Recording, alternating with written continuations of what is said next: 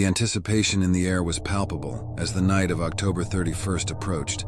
My friends and I had planned an elaborate Halloween party, sparing no expense to transform my spacious, albeit slightly antiquated home into a realm of horror and delight.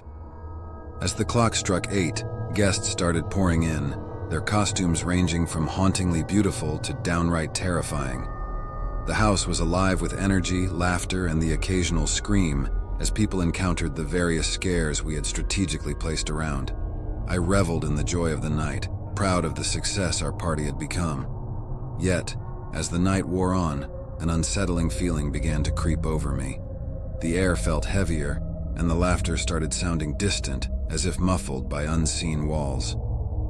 That's when the lights flickered, casting long, ominous shadows across the walls. A murmur rippled through the crowd, a mix of excitement and anxiety. The lights steadied, but the atmosphere had shifted, the joviality now tainted with a hint of fear. Curious and slightly unnerved, I made my way to the basement to check the fuse box, thinking the wiring in the old house was to blame. The basement was cold and dark, the single bulb overhead flickering intermittently. I steadied my breath, trying to shake off the feeling of unseen eyes watching me.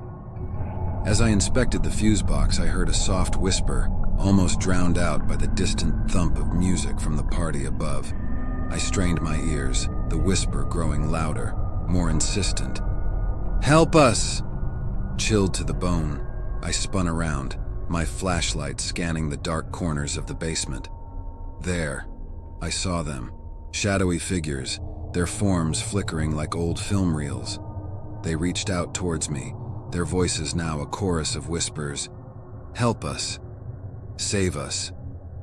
I stumbled back, my mind racing as I tried to comprehend what I was seeing. The figures grew more agitated, their whispers now a cacophony of desperate pleas. I needed to leave, to escape the suffocating darkness of the basement, but my legs refused to move as if rooted to the spot. And then, as quickly as it had begun, the whispers ceased, the figures vanishing into thin air. The basement was silent, the weight in the air lifted. I rushed upstairs, my body trembling, my mind in turmoil. The party had descended into chaos, the guests panicking, their laughter now replaced by shouts and cries of fear. The shadows had followed me, their whispers now filling the house, their forms flickering in and out of existence amidst the terrified crowd. I realized then that the party, the house, had become a trap, the shadows feeding off the fear and chaos. I had to end it, to dispel the shadows and save my friends. With a newfound determination, I rushed to the center of the house, my voice steady as I addressed the shadows. "Leave this place. You are not welcome here." The shadows recoiled, their whispers now angry, resentful. The house shook, the lights flickering wildly as the shadows resisted. But I stood my ground, my voice growing louder, more commanding. "Leave this place." And then, as suddenly as it had started, the chaos ceased, the house falling silent. The shadows were gone, the whispers silenced. My friends stood in stunned silence, their eyes wide with shock and relief. The party was over, the night tainted by the terror we had all experienced. We left the house, the air outside crisp and clear, a stark contrast to the suffocating atmosphere inside. The next day I learned the history of the house, the tale of a family tormented by shadows, their pleas for help unheard, until now. I had freed them, set their spirits to rest, but the memory of that night lingered, a chilling reminder of the Halloween party gone terribly wrong. The allure of Halloween had faded, replaced by the haunting whispers of the shadows, and the knowledge that sometimes the veil between the worlds is thinner than we think, and the spirits of the past are just waiting to be heard.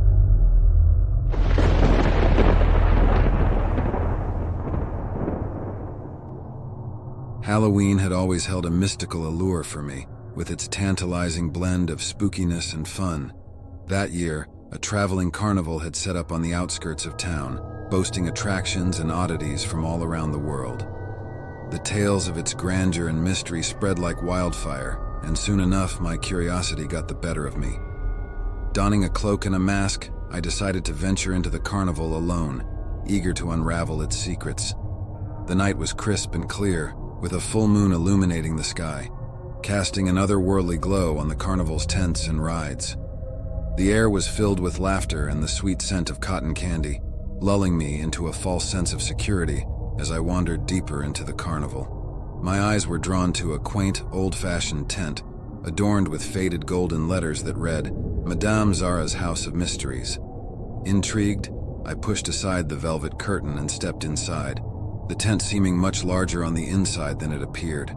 The tent was dimly lit, filled with an assortment of oddities and relics, their origins and purposes unknown. In the center sat Madame Zara herself, an old woman with piercing blue eyes and a knowing smile. She beckoned me forward, her voice soft yet commanding. "Welcome, dear child, to the House of Mysteries. Are you ready to unveil the secrets of the unknown?" Curiosity piqued, I nodded, my heart racing as she produced an old worn-out tarot deck. She shuffled the cards with a grace that defied her age, laying them out one by one, her eyes never leaving mine. "The cards reveal a tale most sinister," she whispered, her voice taking on a chilling tone. "The carnival is not what it seems. It harbors a dark secret, a curse that binds the souls of the performers, trapping them in a never-ending night of performance and despair." I felt a chill run down my spine, the festive atmosphere outside now overshadowed by Madame Zara's ominous words. I wanted to leave, to escape the suffocating air of the tent, but my body refused to move, as if bound by an invisible force. "The only way to break the curse is to find the heart of the carnival, where the souls are bound, and set them free before the stroke of midnight," she continued, her eyes filled with a desperate plea. "But beware, for the carnival will do everything in its power to stop you."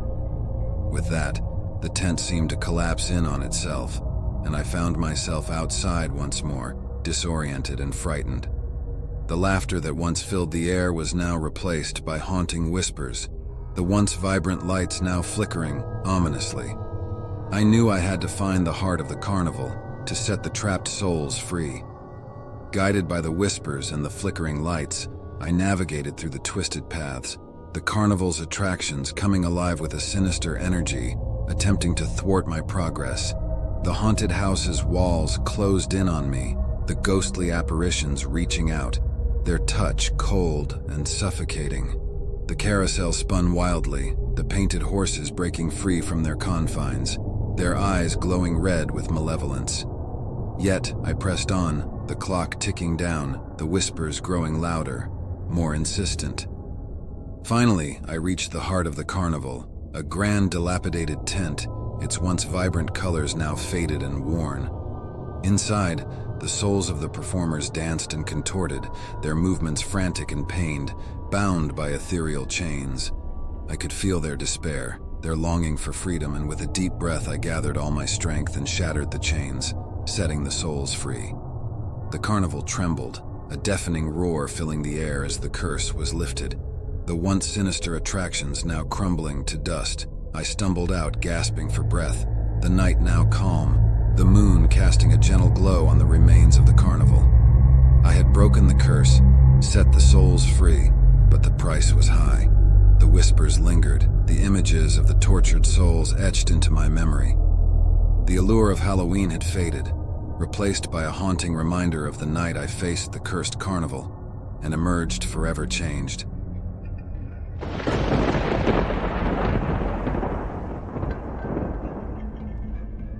I have always considered Halloween to be the most thrilling time of the year, filled with tales of ghosts and ghouls, the chilling autumn breeze carrying the laughter of children trick-or-treating.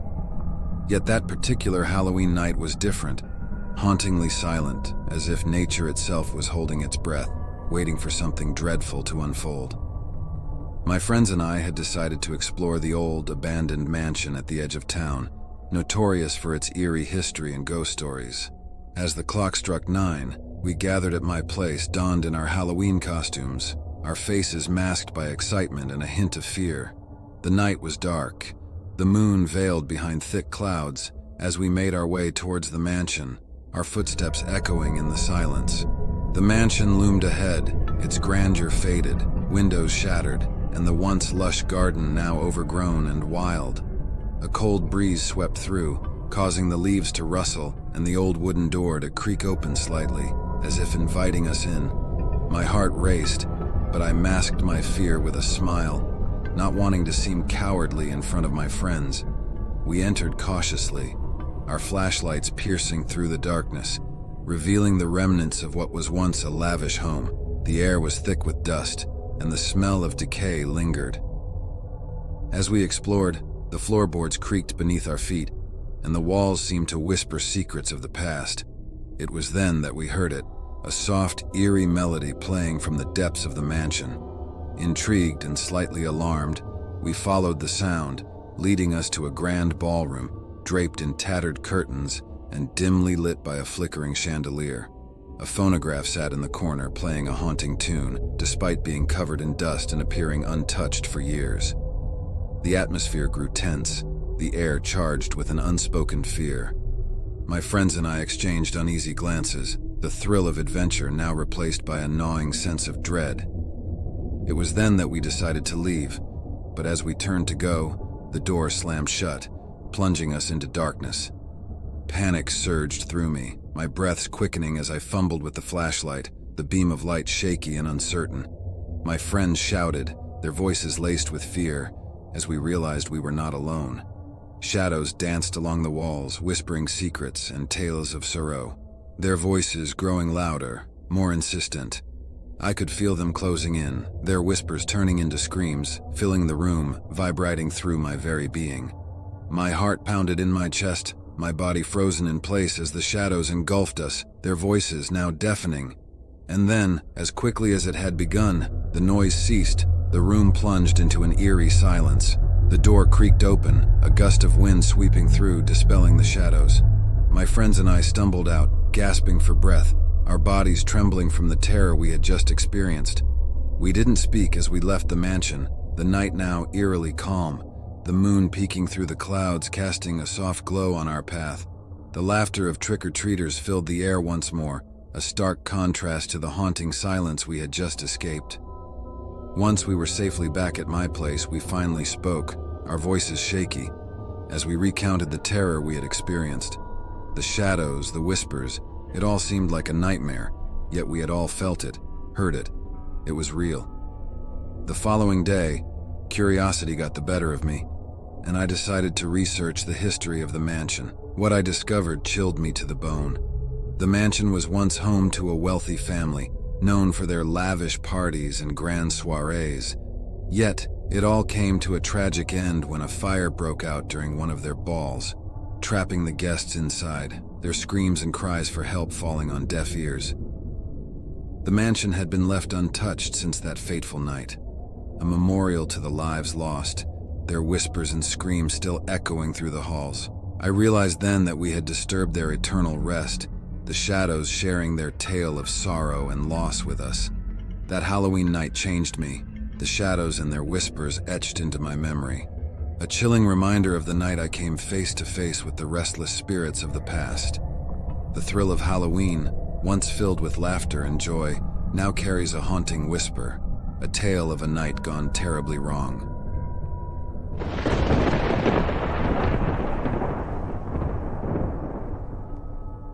Like the video, subscribe, and turn on notifications for more chilling content. Share your spine-tingling stories with us by sending us email on creepedoutcorner@gmail.com to terrify others together. Stay brave, and see you in the next scare.